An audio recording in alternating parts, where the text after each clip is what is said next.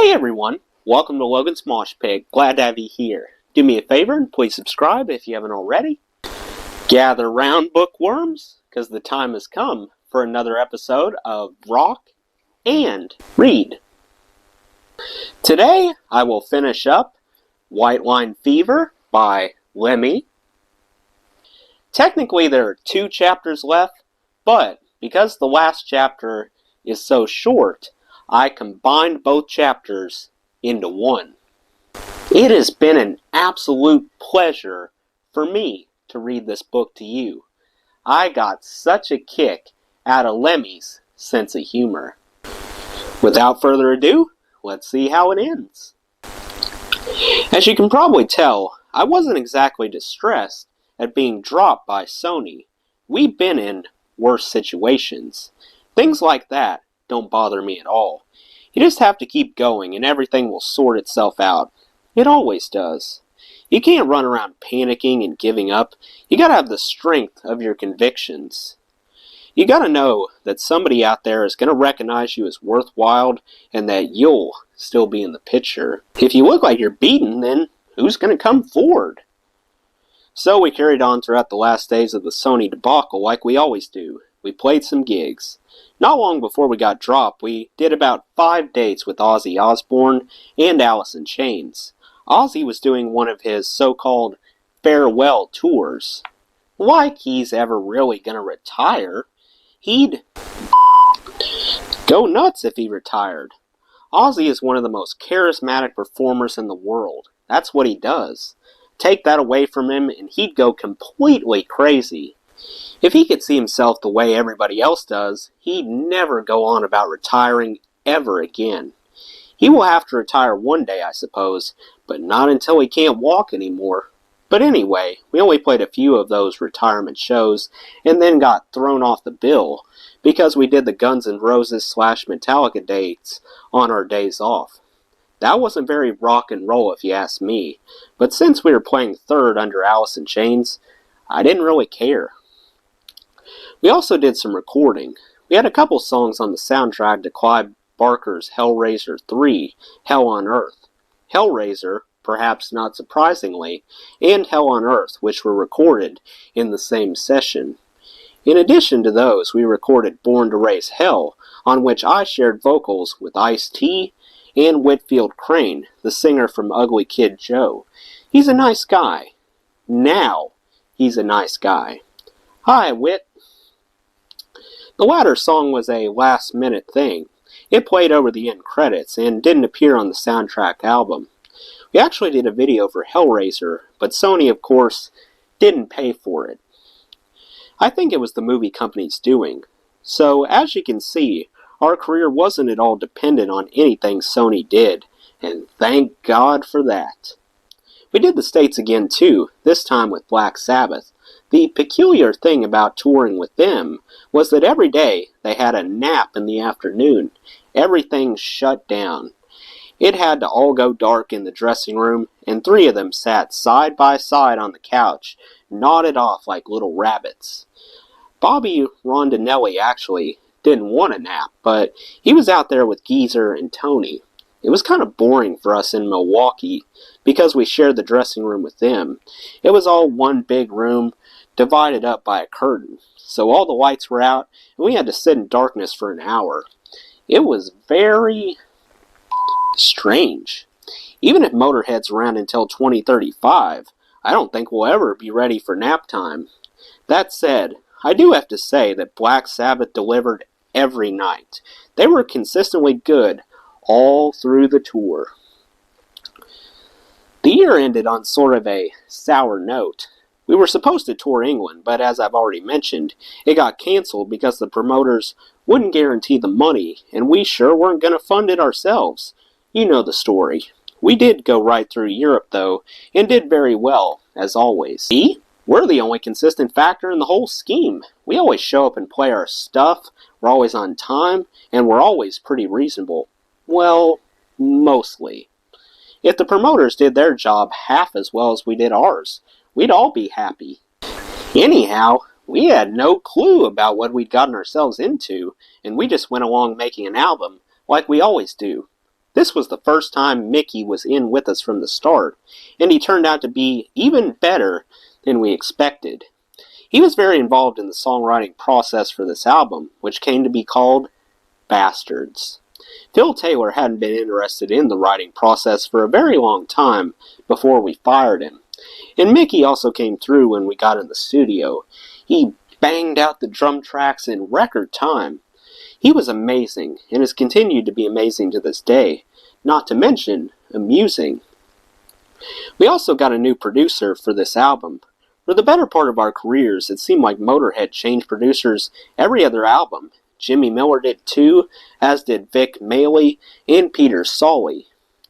They never seemed to be any good for more than that. I think we wear them out. I don't remember the name of the other guy we were looking at for the new record, but it was between him and Howard Benson, and we went with Howard. Howard certainly earned the gig. He was keen and he came to all the rehearsals. Though, I have to say, it was the last time he did that. Howard was there. Howard was going to do this record whatever happened. He just came and hung around until we said yes. That's really what he did. In the end, we just said, let's let him do it. He really wanted this album, and we gave it to him. And amazingly enough, he stayed with us for the 4 albums. I don't know how he managed to break the 2-album barrier, but he did, and we were generally pretty happy with him, in spite of some of his weird habits. I'll get into those later, but don't hold your breath. They aren't that exciting. He did a great job on Bastards. I think it's one of the best albums Motorhead has made so far. Every song on it is strong. Death or Glory and I Am the Sword are probably my favorites, along with Lost in the Ozone. Then there's Don't Let Daddy Kiss Me, which is about child abuse. I wrote that one on my own, and I've had it for 3 years in my pocket. I offered it to everyone. Lita Ford, Joan Jett, because I thought a girl should sing it, but no one ever took it up. They would hear the song and say, "I love it! I must sing it! You've got to let me have that song!" And then 3 weeks later, the manager would call and say, "No." So I wound up singing it myself. Howard really liked being our producer. He certainly won't stand to have anyone else talking about us, that's for sure. I think he probably had to defend us at some length at one time or another. We did argue quite a bit while we were in the studio, though, me and him.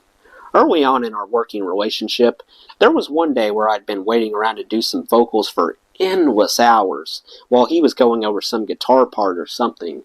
So finally I got a hamburger, and I was just starting to eat it when he said, "Right, vocals." "Oh, you," I said. "Why don't you let me eat my hamburger?" But no. Come on, we're on a deadline.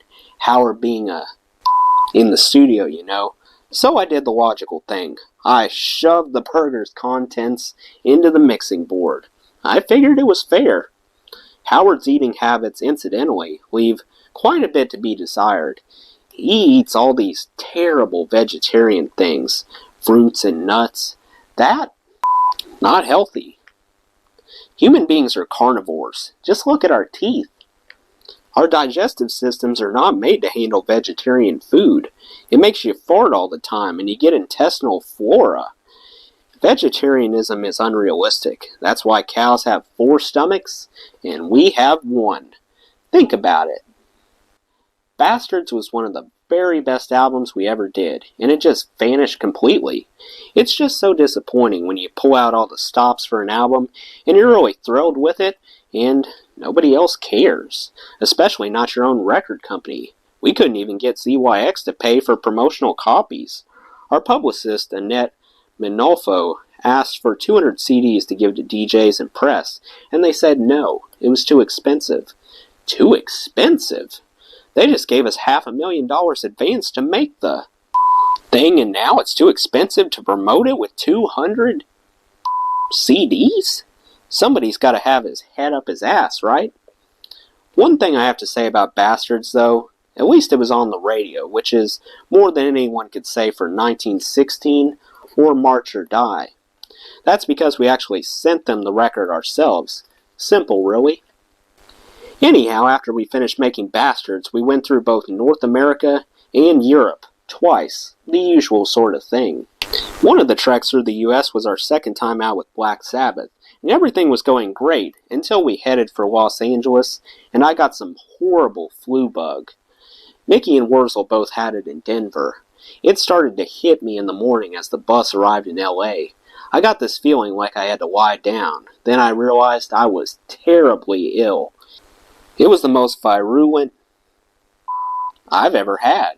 We were supposed to play the Universal Amphitheater that night, but Todd told me flat out we weren't going on. Why back down? You're not going anywhere. It was good of Black Sabbath to keep us on the tour after that, really, because, for all they knew, I was malingering. Whenever I get sick, everybody's always saying I'm overdoing the drugs again, but I was really ill. I was up in a couple of days anyway. That's how those flu bugs are. But of all places, it had to be LA. We also played in Argentina in front of 50,000 people. We try to do South America every year if we can. Depends on whether or not the armies are on the streets. It was at a football field with the Ramones, and I have to admit, we stole the show from them, even though they were huge down there. I mean, most of the crowd was wearing Motorhead shirts, and all 50,000 of them seemed to be stomping for us. You just couldn't follow us that night. I don't care who it was. I don't think the Beatles could have followed us that night. That's what makes all the other unimportant. Eventually, we all came back home, and once again, we were without a record company in the States. I don't recall how we parted ways with ZYX. I think we just left them and went to CBH, the head of which, Rainier Hansel, had been our German promoter for years.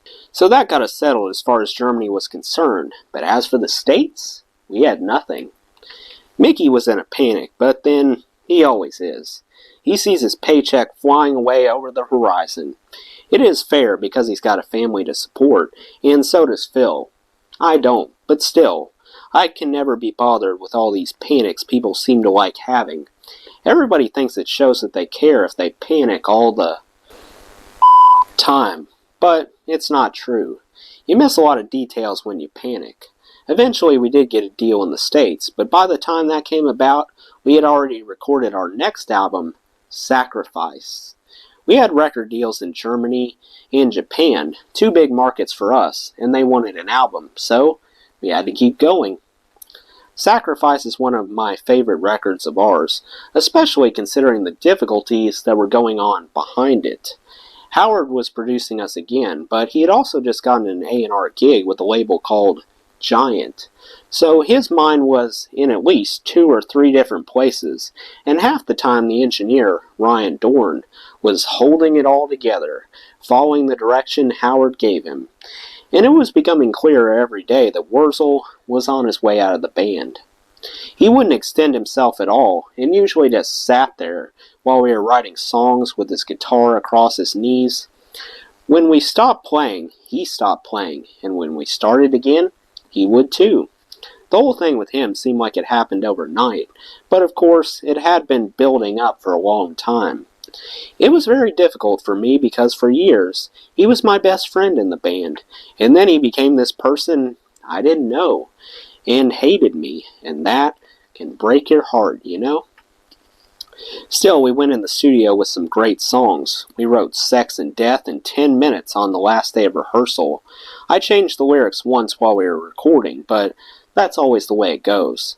I altered Another Time out of all recognition, and I had 3 sets of lyrics for Make 'Em Blind.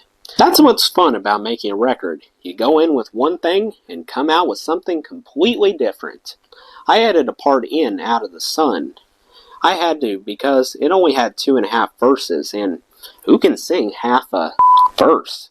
But when Mickey and Phil and Würzel were rehearsing it, they weren't thinking of that since they aren't singers. Musicians. So one day when nobody else was around except for Jamie, my guitar roadie, I added a piece of my own. I played bass and Jamie played guitar and we tacked it in there secretly. Complete subterfuge. Then I gave others a tape of it. Würzel played it in the rental car, and when he heard it, he nearly drove off the road. Sometimes in the studio, something practically comes out of thin air. Make 'Em Blind was like that. We improvised a lot of that in the studio, and Phil did this brilliant solo in one take. It sounds like it's being played backwards, but he played it forward and he fell over halfway through it. Right over the couch, flat on his back with the guitar laughing uproariously. We didn't even need to think about doing it again. It was great. It wasn't long after we finished the record that we lost Würzel. I had already talked him back into the band 3 times. I'd go to him, "Why don't you hang in there? It might get better," etc. We kept trying to find out what his problem was so we could address it, but he could never come up with anything. Things would bother him, but he'd keep quiet until he had worked himself into a frenzy, so you could never see it building up. For example, he began carrying on, like saying to me, "You get all the publicity," and I'd tell him, "But Würzel, you stopped doing publicity. You and me were the top names in the band for years, and then you suddenly stopped doing press, so your name is gone. Besides, I've been in the band 9 years longer than you, and people still remember me from Hawkwind. You haven't done any publicity for 5 years, and you've just been sitting at home with your wife and dog, so how do you expect anybody would hear about you?" And of course, nobody wants to be told that. But all the same, that was the reason. It's not my fault.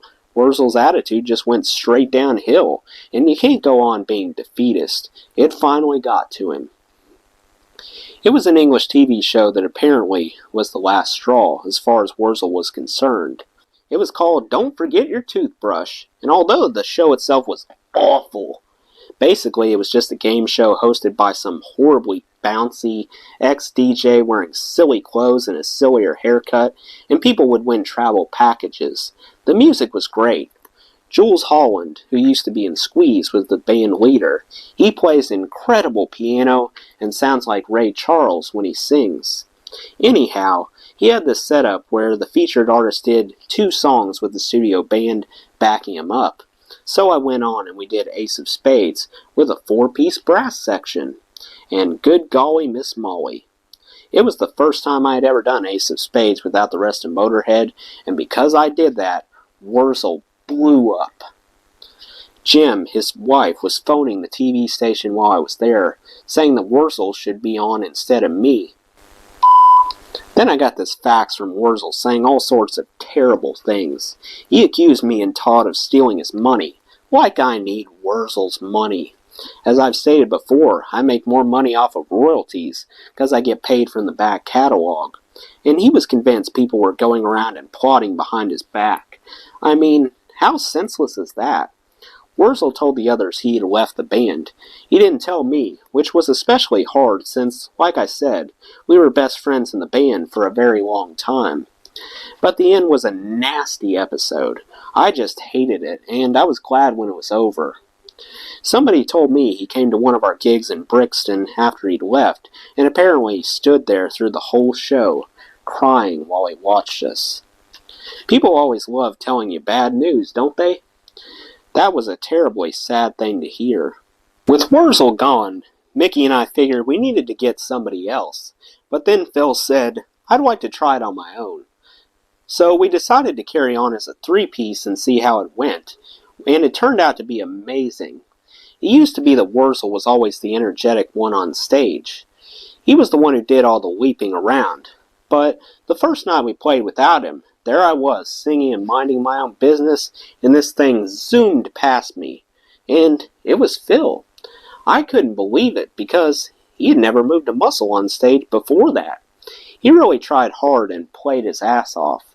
He really came through, but perhaps I shouldn't sound so surprised. It's true that he's a very strange person, but he's also a natural when it comes to playing guitar. Phil can be in any sort of condition, and he'll still play you a good solo. He just does it instinctively. Brian Robertson was the same way. Phil just picks up a guitar, and it practically becomes part of his body. The fact that he's determined to be a little pervert just makes life on the road all the more interesting. To be honest, I'm glad we're a 3-piece again. For one thing, it saved us the trouble of finding another guitar player. But also, as I've said before, when there are 2 guitars, you can never get things worked out completely, because somebody won't agree with it. With one guitar player, the bass can do anything.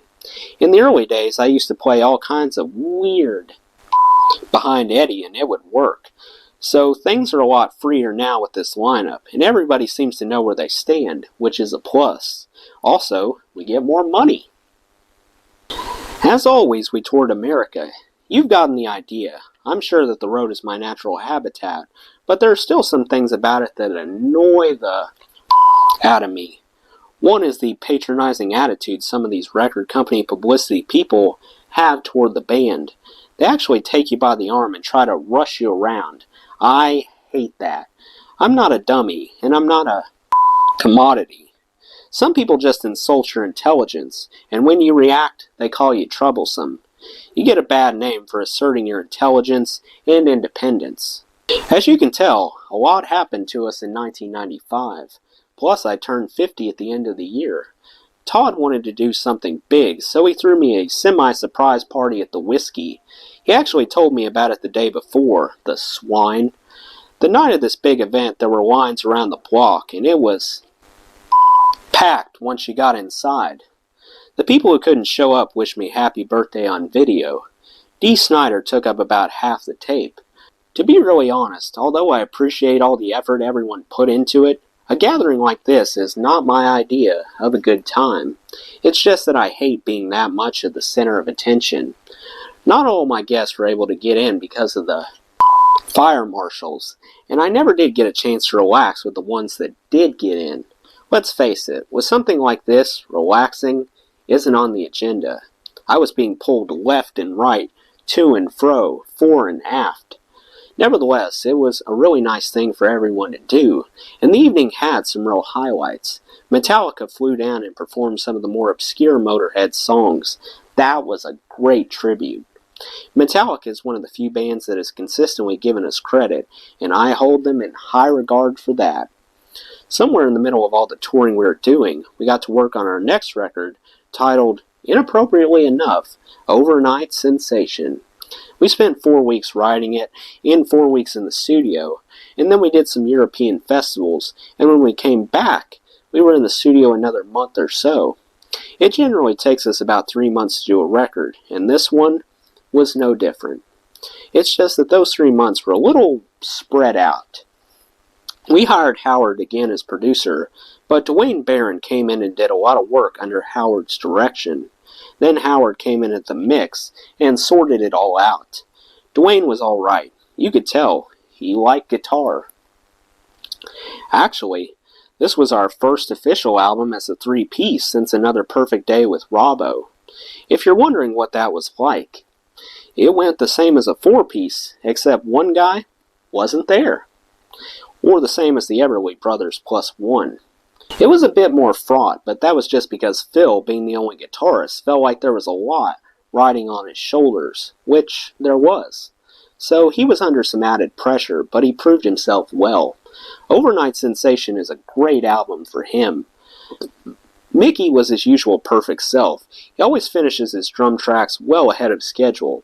This time around, he did them in one day. And why spend any more time than you have to? People think that the longer you take for an album, the better it's going to be, and that's not true. Look at Jeff Beck, Clapton, and Page. They played a lot of their early classic work in one take. They had no choice. In those days, you had to do the best solo you had in about 15 to 20 seconds. You had to make your point quick. None of this Jerry Garcia nonsense. Jeff Beck made his name in 18 seconds on Shape of Things. The 60s were a great time for breeding excellent musicians, far better than now.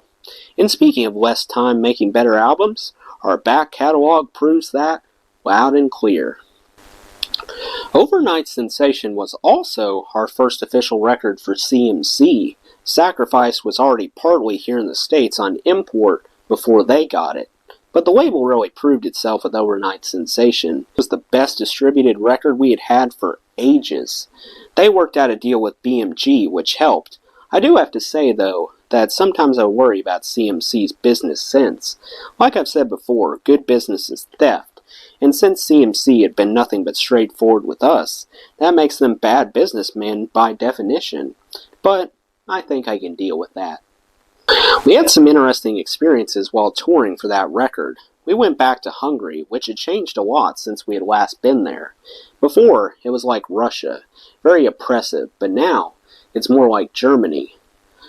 And speaking of Russia, we went there for the first time and played 4 shows. Russia is a very strange country, unlike anything else I've ever seen. I went to Eastern Europe before the wall came down, and after it came down I played in East Germany, Hungary of course, and Czechoslovakia, and none of them was anything like Russia. People in America who haven't been there really have no clue what it's about. It's insane. There's security everywhere, 9 deep around everything. It seems like everybody's an ex-soldier. I guess that's because when the Soviet Union collapsed, half of the police force collapsed with it.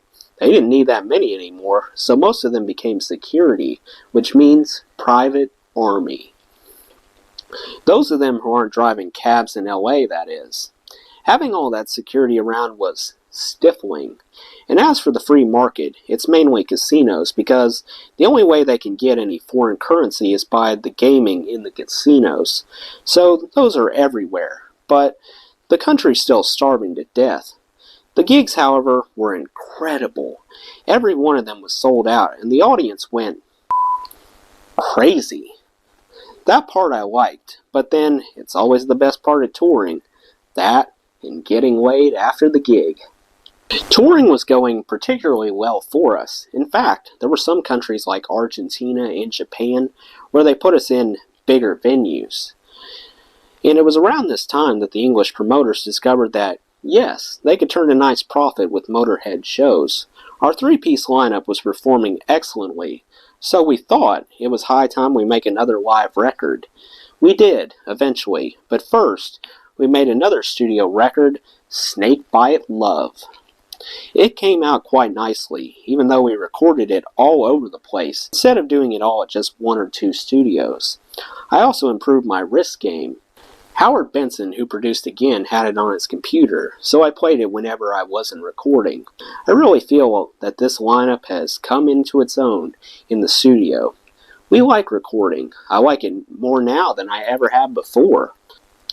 With Mickey and with one guitar player, who like Phil is a natural, it's really easy. The prima donna scenes have gone way down in number. We all have the occasional one, but not often. We're all very professional. We should be after all these years, so it's a simple process. Snake Bite Love came together like our albums usually do. 6 weeks before we recorded it, we didn't even have one song. But when it came time, we put it together very quickly. Unfortunately, I was sick for some of the rehearsals, and when you lead 2 guys together who aren't singers, you end up with some weird arrangements. So a couple songs, Desperate for You and Nightside, have odd structures. It's really tricky getting it all to sort of fit together. And of course, a lot of things can get changed around in the studio. The title track started life as a completely different song. Mickey put the drum track on with a totally different set of chords. Then he went back to Sweden, and Phil came in one day and said, "I'm sick of this one. I don't like it already." And I said, "Yeah, you're right." So he went in and came up with a completely new riff, and the whole thing changed. That album is also a prime example of me writing the words at the last minute. You know, lazy son of a... One more time, right? But we got it done, and I think it's a very good album. So while we were on tour for Snake Bite Love, we finally got around to making the live record, which turned out to be a double album. We decided to get the whole gig in for once. There wasn't enough room on the previous ones for the whole gig. They were made back in the days of vinyl, see? There was some debate about what to include, like whether we should do Overkill again. After all, it had been on the other live records. But then, this was a different lineup, so we figured it was valid. Besides, our fans are die-hard archivists, many of them, and they love like that. I know a couple of them who've got 5 different versions of most of our albums from all over the world. A Japanese copy, Argentinian, German, etc. They're never going to play them, though, or even take them out of their wrappers. It's rather odd, if you ask me. Why collect them if you're not going to play them? But then, I collect knives, and I'm not going to stab anybody, so I'm one to talk. Incidentally, I have to say that some of those Japanese translations of my lyrics are incredible. On our first record, one song has the lyric, "We came across a bad vibe, naked grinding fear." Their version of it was, "We came across a pipeline and they kept trying to interfere." Fantastic. It's better than the original. It's wonderful stuff. Like Shakespeare. Almost. Anyhow, we're nearly at the end of this resume, and still, I digress. The live album, we recorded it during May 1998 in Hamburg, Germany at the Docks, a club, not a wharf. And I'm proud to say it is completely overdub free. In fact, I said it on the liner notes. We chose Germany because the Germans have been such loyal fans of ours. They always rescued our ass when we were going down for the third time. They stuck with us, and we knew Hamburg would be a great audience. It's like Liverpool, a seafaring town, and you know where you are with a sailor. The record's called Everything Louder Than Everyone Else and was released in spring of 1999. Our last album of the 20th century, We Are Motorhead, opened up the new millennium for us. We went on the usual year-long tour, which was uneventful, or rather, no more eventful than usual, other than touring Ireland, which we hadn't done in many years, until the end. We went back to Russia and our schedule was brutal. 2 18-hour drives back-to-back, and no days off for about a week. Then it took us forever to get out of Russia to Poland. We didn't get to Warsaw until 11 o'clock at night. Our crew was loading into the venue at 1 in the morning, but the audience stuck around because it was the first time we had been there. Then we had to drive all the way down to Austria. Finally, I collapsed. Touring is second nature for me, but a person's body can only take so much. It was the end of the tour anyway, so it didn't really matter. Taking a month off, we began working on the new album, Hammered. Phil and Mickey flew out to LA on September 10, 2001. The best possible time anyone could have scheduled a plane flight, considering what happened the next day. The guys wouldn't have been in danger, of course. The flight was non-stop from England to Los Angeles, but who knows when they would have arrived in town. But back to Hammered. We recorded it in the Hollywood Hills at Chuck Reed's house. He was doing rap stuff before, and I think he's still getting over it. It was released in April of 2002. Within a month, it had already sold more than the last two records combined, and the tour had started off great. We're getting more money. We're getting in bigger places, so we're in excellent shape. Things have been pretty good for me, and for Motorhead, over the past several years. I bet you thought I was going to say, so I can't complain. But you should know me better than that by now. There will always be a few things eating away at me. If you've gotten this far with the book, you may have noticed that over the past 25 or so years, Motorhead have made quite a few albums. So, one thing that will always puzzle me are those people who, for some bizarre reason, think our career ended with Ace of Spades. Since I've moved to America, we've made our best records ever. They far surpass the ones that everybody remembers. Anyone I played our latest records to has been astounded. But most people seem to have gone deaf as far as we're concerned, somewhere around 1979 or 1980. Yo, dude, Ace of Spades. That's the famous cry that has come to plague me. Occasionally I get really pissed off. It'd be nice if instead I heard someone say, "Have you got anything new out? I'd like to hear it." That would be much better. But no, they come up to me and say, "You guys were so great." And I say, "Yeah? If we were so great, how come you stopped listening to us after 1980? That's what I don't understand. The usual reply is, "No, I got married." People are weird. If you think you're too old for rock and roll, then you are. And it even happens to musicians. You see them on stage and they sound great and everything, but it's almost like you can tell they're looking at their watch. Have we finished yet? Let's go back to the wife and poodle. The reason that rock and roll is such a young thing is because it started with young people, obviously, but then they grew older and their attitude changed. They became more anxious to be accepted by the rank and file. I don't have any trouble with that myself because I know I'm not going to be accepted by the rank and file, even in rock and roll. So I was an outsider from day one, but it's alright by me. Somebody's got to do it. Like I was saying before, we've been making the best records of our career, but hardly anybody seems to hear them. I keep waiting for us to be rediscovered, but it hasn't happened yet. But as long as I can keep making records and touring, I can soldier on. Not being a huge success doesn't bother me. After all, I have been there and done that. Sometimes people ask, what about these bands that you inspired making it over you? They're not making it over us, they're just making it, and you get inspired by anything you listen to. It doesn't matter. It's just the kids are getting in bands and making it like they always have. I don't have any problem with that. It's great that we inspire them. It proves we were right. One thing I am very glad of is that I went through the 60s.